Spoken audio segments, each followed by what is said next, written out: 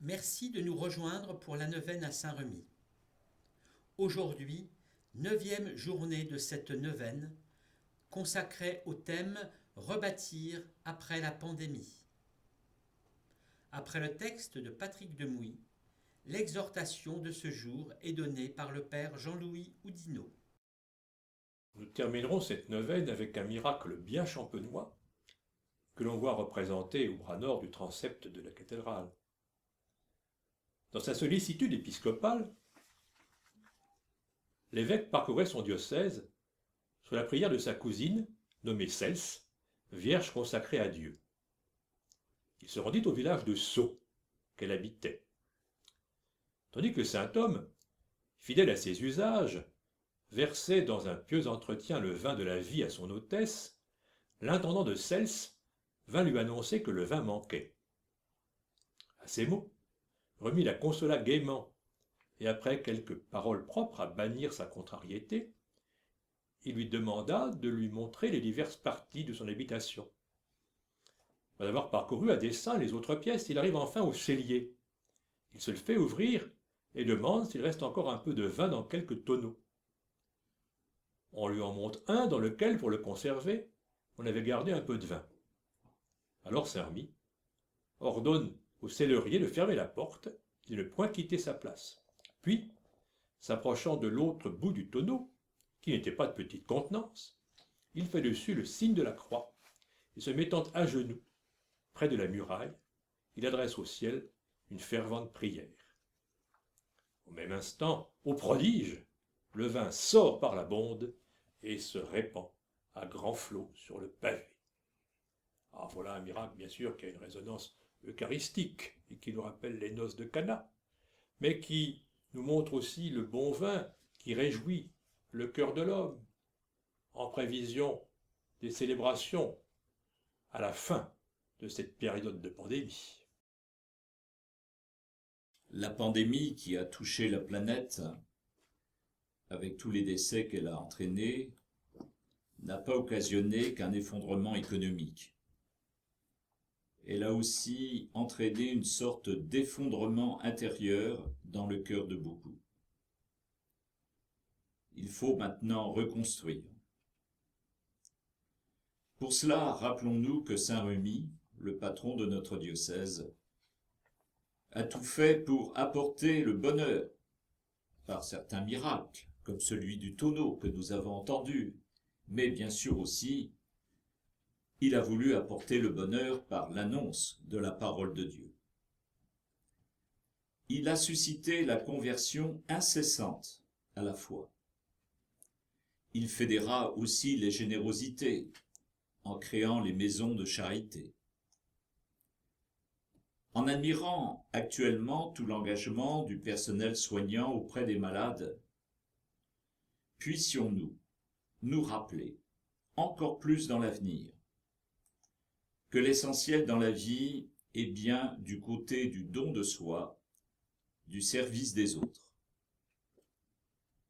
Ouvrons-nous encore plus dans l'avenir à une autre manière de vivre, où la productivité, l'efficacité, la consommation ne sont pas des absolus. Dans la joie de se retrouver après le confinement, que les liens entre les personnes ne soient pas passagers, mais que ces liens demeurent et se développent.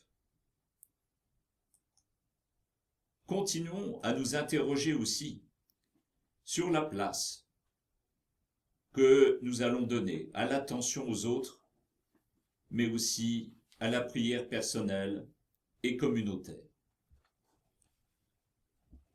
Cette neuvaine de prière nous amène à fêter aujourd'hui, en ce 1er mai, Saint Joseph.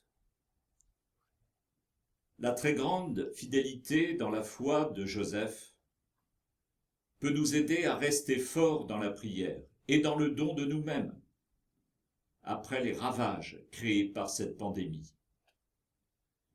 Nous entrons aujourd'hui dans ce mois de prière à Marie. Habituellement, de nombreux pèlerins se retrouvent dans notre sanctuaire diocésain de Neuvisi. Oui, regardons vers l'avenir avec Marie. Et accueillons ces quelques mots du cardinal Walter Kasper, qui nous dit ceci de Marie. Une église sans louange mariale perdrait l'éclat lumineux de l'espérance que Dieu lui a offert. Elle serait une église triste. Pour cette raison, n'oublions jamais de chanter la Vierge Marie. À l'orgue de la basilique, le titulaire Benjamin Stenz. Cette musique sera suivie de la prière dite par les sœurs Clarisse et par le chant traditionnel à Saint-Remy.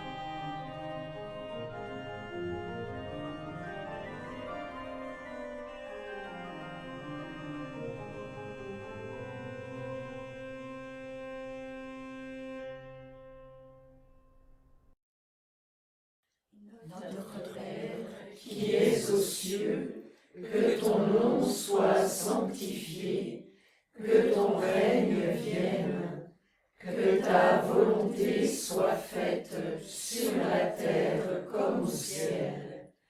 Donne-nous aujourd'hui notre pain de ce jour. Pardonne-nous nos offenses, comme nous pardonnons aussi à ceux qui nous ont offensés, et ne nous laisse pas entrer en tentation, mais délivre-nous du mal. Car c'est à toi qu'appartiennent le règne, la puissance et la gloire, pour les siècles des siècles. Amen.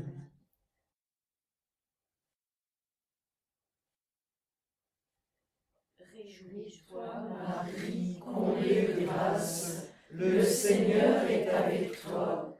Tu es bénie entre toutes les femmes, et Jésus, ton enfant, est béni.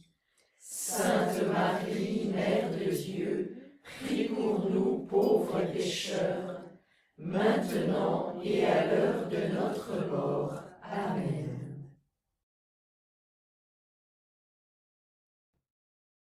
Honneur et gloire à toi, Dieu très bon, toi seul est saint, toi seul est grand, par Saint Remi, l'apôtre des Francs, conduis ton peuple vers ta maison.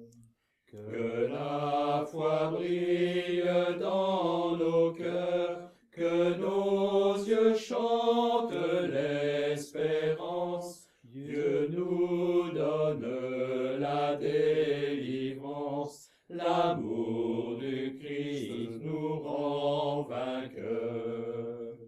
Honneur et gloire à toi, Dieu très bon, toi seul est saint, toi seul est grand, par Saint Remi, l'apôtre des Francs, conduis ton peuple vers ta maison.